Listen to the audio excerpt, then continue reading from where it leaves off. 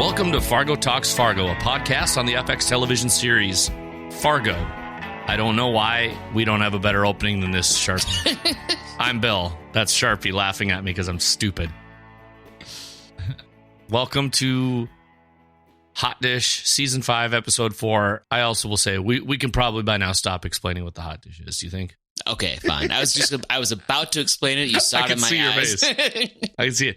This is our quick take. There's another episode coming. There you go. Cool. Well, tell me something about Insolubilia. Wow, that was a great pronunciation on the first try, Bill. What a weird word. I am a dork. What is it? The liar's paradox? It is the study of studying the liar's paradox. Here, let's have a fun paradox. I know what I'm talking about as a liar. I don't know. That's not right. That's not a good That's paradox. not how it goes. That's not how it goes. No. You as a liar, you tell the listener that you're lying, right? You say, like, I would say to you, Bill, you know what? I'm going to lie to you. How about this? You know what, Bill? I'm a liar. Now, is that true or not true? Because if I tell you I'm a liar and I am a liar, then the true. opposite must be true, and I must not be a liar, right? Yes. Well, yeah. Is that the paradox? It can be. And let's go back and listen to our own episode, Season 1, Episode 6, Buridan's Ass. It is the philosopher Jean Buridan, and that is where the episode Buridan's Ass comes from. Another paradox. Anyway, how are you connecting the two?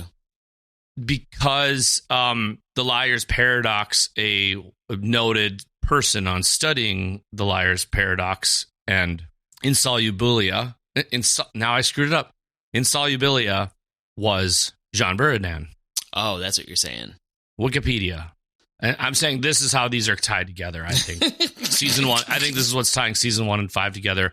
And just the overall arcing of whatever it is that Noah Hawley is trying to do to us. There are a lot of Season 1 and 5 connections. Yeah. Maybe this is his way of saying this is it. Maybe. I could see that. It's sort of just like this palindrome of the universe. Yeah. Well, you do remember, I think there was an episode of Fargo called Palindrome, by the way, in Season 1 as well. That's you right. Didn't remember. I'm looking at your face. Course. You didn't. Of course I remember that. Sorry. Yes, never mind. I'll cut that part. I'll cut that out. No, don't cut it out. There's no cutting the hot dish. You scoop the dish. You don't cut the dish. It's more, it's a loving, hearty spoonful. Right? I like macaroni in my hot dishes. Do you like macaroni in your hot dishes? Love them.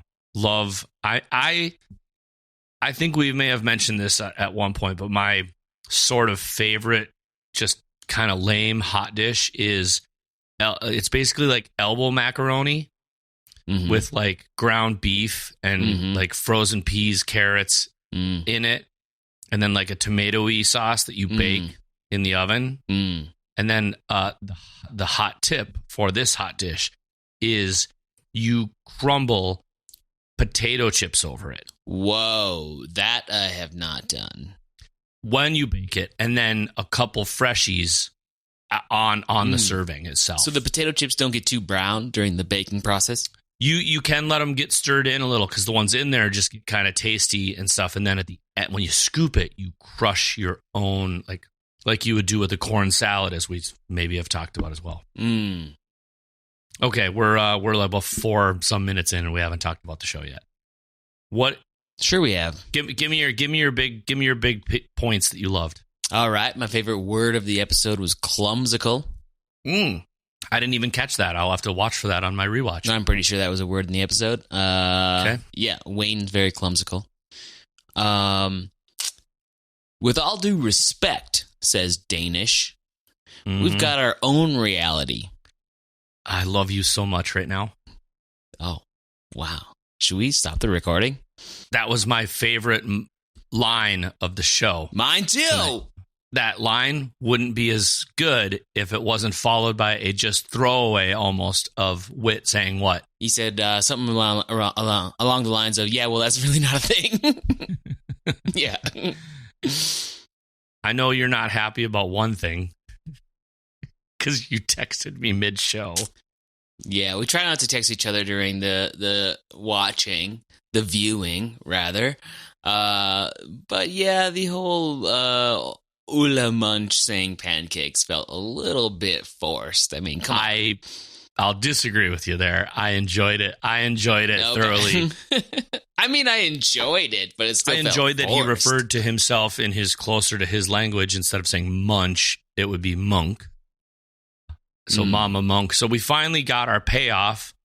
They kept showing us the bathroom, remember? Over and over, up the stairs, show the bathroom. That really great, that editing and camera shot through the wall over. And so we finally got some bit of a payoff as this space in which these two would be, well, whatever he was doing. Like, did he, there's so much backstory I want. Did he invite her in like, hey, come on upstairs. I'm all covered in blood and grime. I'm going to get in the tub. Want to talk? But yeah, the pancakes thing, it was okay for me. I just mean like I almost saw it coming in a way because it kind of had to. He is the inverse. He's the inverse value of Gare. We already made the connections. Yeah, we already made the connections with Gare. We knew there was going to be some parallels there.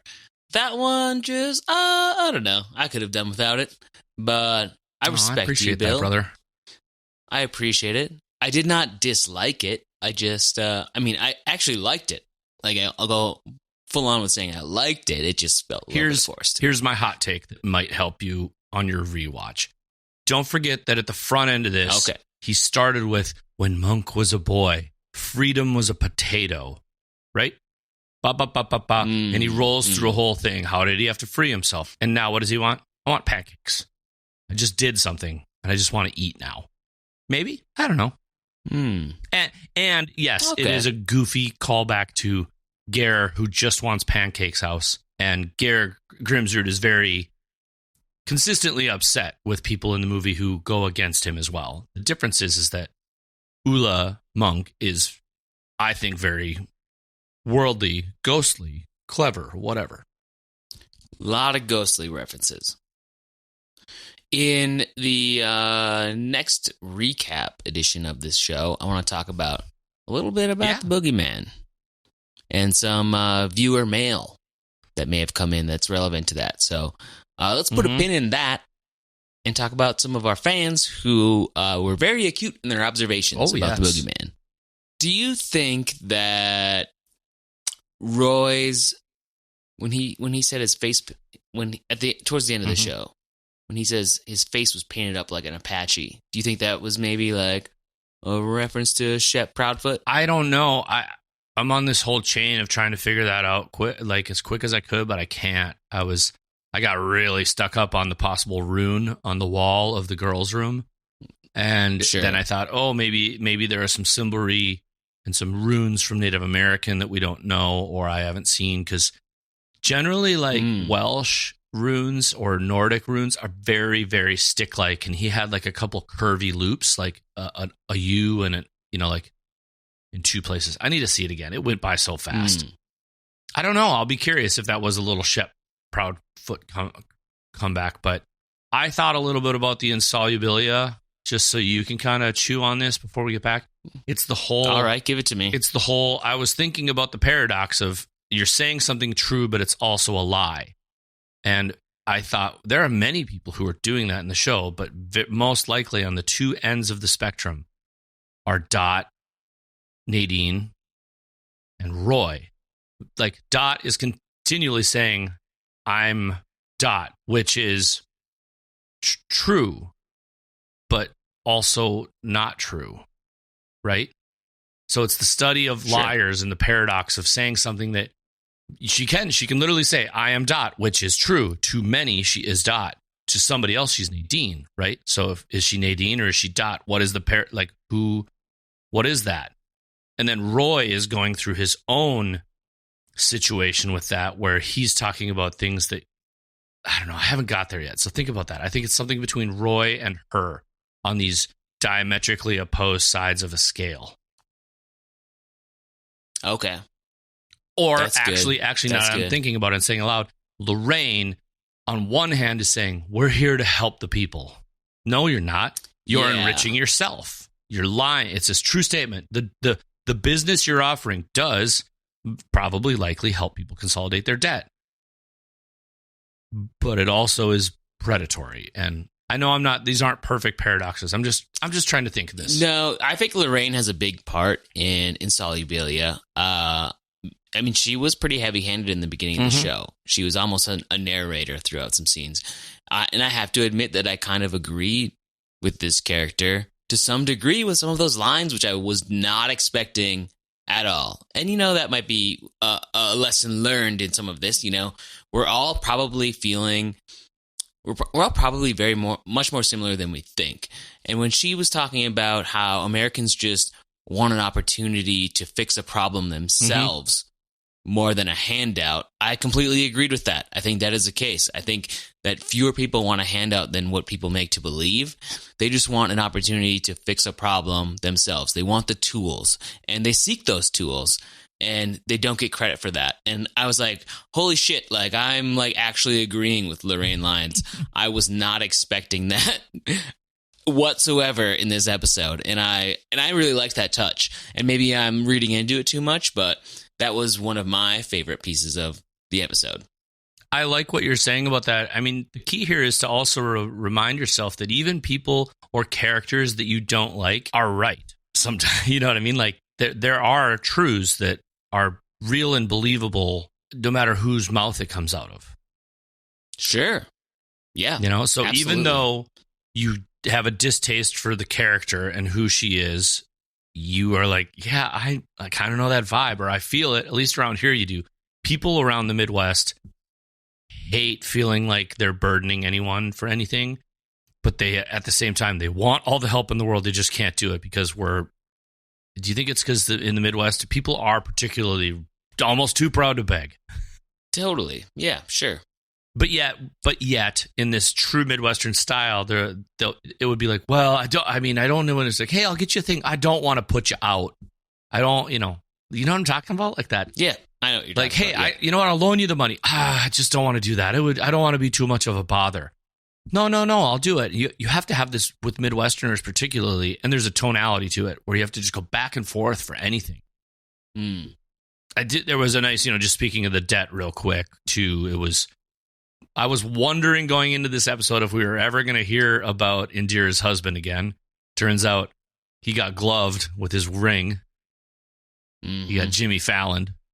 And also just like, how much debt are you in just for some unfortunate medical shit? When I heard the title of the show, Insolubilia, I thought we were going to see like mostly that character. And we didn't see him at all. No, he's just lurking. Because he's a bad liar. Yeah. Well, there's a lot, some new shit has come to light, man. And I think we've got a lot to think about until we have time to like fully digest our hot dish and really dig in for a full second helping and maybe some cake. I had my first eggnog of the season tonight, Sharpie. Disgusting. I knew you'd say that. That's why I wanted to tell you. I wanted to tell you so bad. Just like, like I'm talking like it's like drinking like yogurt, man. And it's just, but it's like better than yogurt. Sounds awful. Have you really never had eggnog? I mean, I've tried it. Oh, when was the last? Don't lie. You don't know. You don't even remember. My family's big into eggnog. I try to like it, and it fails every year. Okay, well. I have a dream of developing a eggnog French toast recipe. See, that I do. I'll eat eggnog. I don't want to drink it. Because it's like it feels like something you should be eating, not drinking. Maybe that's the conundrum. Maybe that's my ongoing problem though, is for me, I mean, whole milk is where it's at. Okay. It's sort of like a Bloody Mary or a Bloody Caesar if you're in the Midwest, which makes no sense at all, which we can get into later. Those types of drinks, I'm like, yeah, that tastes good, but not as a drink. Like that's something I want to eat. Oh, wait, are you telling? Am I discovering something that we didn't know about each other, or that we've both just forgotten? I am not a Bloody Mary or Bloody Caesar fan. Period. Point blank. Oh, okay. I don't like pickles. That's true. You don't like pickles because you're an idiot. Fucking hate pickles. You are an idiot. Don't at me, okay, people? Anyway, all right. Bill Limpy is an idiot for not liking pickles. God. I'm going to buy you an I'm with stupid shirt now. Well, let's wrap this thing up. Let's get this to bed. Send in your Let's get these people back to their day. Yeah. Either way, Nadine, she's some kind of tiger. Let's talk about it. I'll see you in a couple days, friend. See you in a couple days.